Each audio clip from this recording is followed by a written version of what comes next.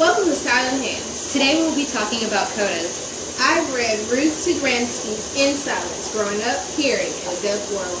Well, I read Myron Olberg's Hands with My Father, a hearing boy, his deaf parents, and the language of love. Aww. I know.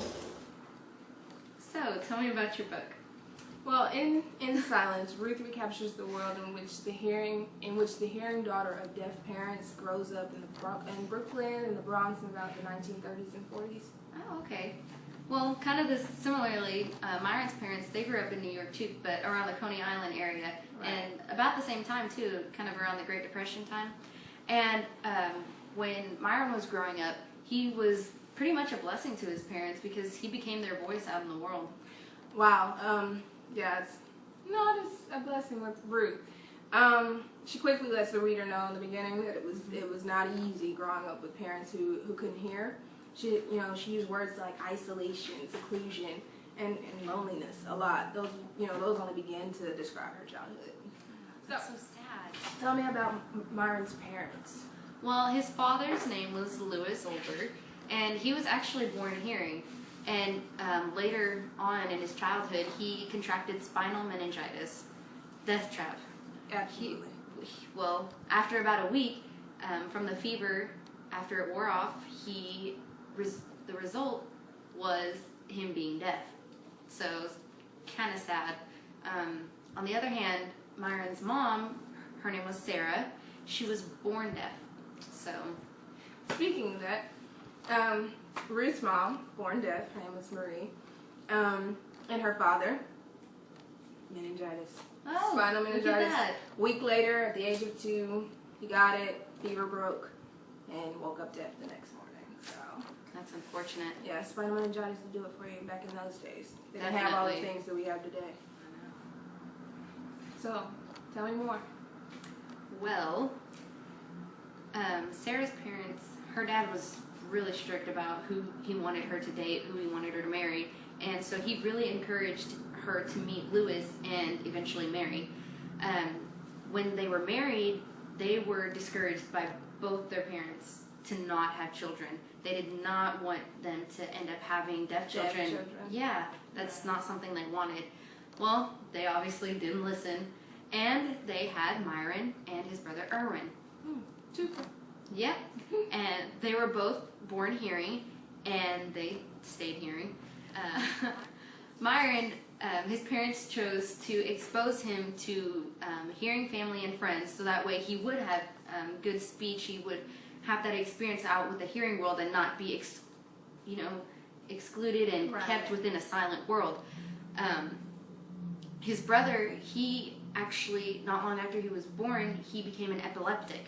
And so, at a very young age, he started having seizures, and Myron, he was forced to care for his brother because his parents, they couldn't hear when he was Right. having a seizure or anything. So Myron was forced to take on a parent role over his brother and take on a parent role out in public whenever his parents were with him. He had to interpret for them. He had to be the voice. For Ruth, the first part of the book she tells us is called Beginnings. It's filled with like her childhood memories. The most prominent, of those memories is her learning to speak correctly. Because with being a coda and having 2 deaf parents, they obviously can't vocalize the way that hearing parents do. So she, in her early years, Ruth knew one language perfectly, and that was sign language, because she never had to speak because her parents didn't need her to talk, so they taught her sign. And before the age of 5, she was too young to be in formal school. So Ruth's only reference of speech came from her mimicking her mother and father's spoken language that she described as like a high-pitched squeak, like yeah. And so, upon starting school, because her speech imitated her voice, her parents' vocalizations, Ruth was put into a mentally retarded classroom. Really? Yes. They thought because, she speaks this way, she can't possibly be like deaf and dumb. Right. Even though she wasn't deaf or dumb. How about that? It wasn't until after the principal learned about Ruth's parents being deaf that she was placed into regular classrooms. Like, it took, I believe we were in the story, it took a couple of months into the semester before they realized, you have deaf parents, that is why you haven't learned to speak. So, Ruth's spoken English and vocabulary improved. Her pride for her family declined because the more words she learned and the more her vocabulary was expanded. She said that during the day her life was full and exciting, but at night it was stuck in isolation. She had nobody to share her new words with. She had no one to talk to. So she was stuck in silence, and that's why the story is called In Silence. It's crazy. Yeah, I mean, Myron, he had his embarrassing moments too. His family, they all called him, "Those are the dummies. Those are the dummies' kids." His whole family was known as the dummies. Right, labeling. Yeah, I mean, he was embarrassed, but I mean, as he grew up, he saw, there was no shame. Those were his parents, and he stood up for his parents. He defended them. Like I said, when he had to interpret out in any kind of setting, whether at the market, at the doctor's office, he had to interpret because the doctors, but the doctors, the sellers, they would pay no attention to his parents at all. Rude. Well, with Ruth, it wasn't really like that. Her mother was like, I don't want you to interpret for me.